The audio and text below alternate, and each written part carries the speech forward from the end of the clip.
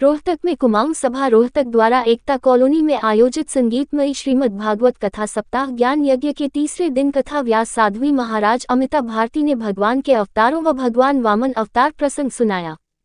इस पावन अवसर पर कथा में अतिथियों के रूप में रणधीर सिंह कटारिया पूर्व प्रधान गैर शिक्षक कर्मचारी संघ महर्षि दयानंद विश्वविद्यालय रोहतक और ललित रोहिल्ला समाज सेवी व पुरानी सब्जी मंडी रोहतक व टेंट व कैटरर के प्रधान रहे।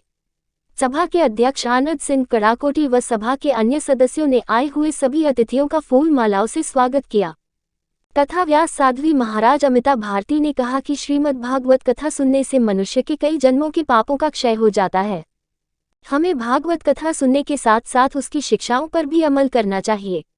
उन्होंने भगवान के 24 अवतारों की कथा के साथ साथ समुद्र मंथन की बहुत ही रोचक एवं सारगर्भित कथा सुनाते हुए कहा कि यह संसार भगवान का एक सुंदर बगीचा है। यहाँ 84 लाख योनियों के रूप में भिन्न भिन्न प्रकार के फूल खिले हुए हैं।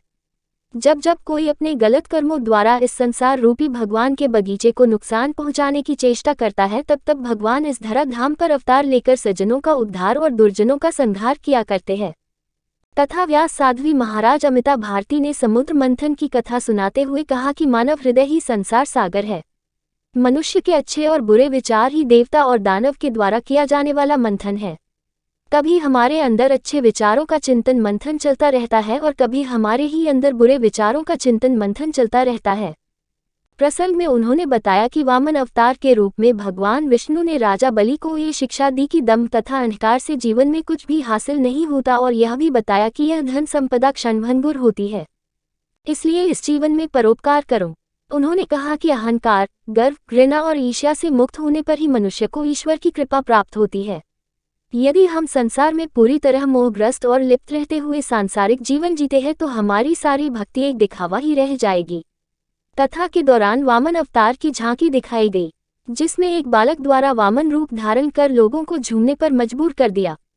इस अवसर पर अतिथियों ने सभा द्वारा आयोजित कथा को समाज के लिए एक धर्म पर चलने के लिए मार्गदर्शक रास्ता बताया और कहा कि आज की पीढ़ी के लिए यह एक तोहफा है जो इसे पाएंगे लाभ प्राप्त करेंगे। उन्होंने सभा के लिए हर संभव सहायता देने की भी बात कही। सभा के चेयरमैन R.K. पालीवाल ने सभा के विकास कार्यों के बारे में अतिथियों को विस्तार से बताया। उन्होंने बताया कि सभा द्वारा 22 अक्टूबर को विशाल भंडारे का आयोजन किया जाएगा। सभा द्वारा समय समय पर धार्मिक व सामाजिक कार्य का आयोजन करती है। सभा का मुख्य उद्देश्य नव पीढ़ी को अपनी संस्कृति एवं सभ्यता के बारे में अवगत कराना है। इस अवसर पर सभा के उपप्रधान एडवोकेट जगदीश जोशी, कोषाध्यक्ष ख्याल सिंह, महासचिव त्रिलोक सिंह चौधरी, माल सचिव भुवन चंद्र पांडे, सभा लेखा जोखा निरीक्षक कुबेर सिंह दंडवाल व दीपक भट्ट, दरवान सिंह सोतियाल, मोहनगिरी, मोहन चंद्र शास्त्री, माधवानंद सहित सभा अन्य सदस्यों व क्षेत्र के लोग मौजूद रहे।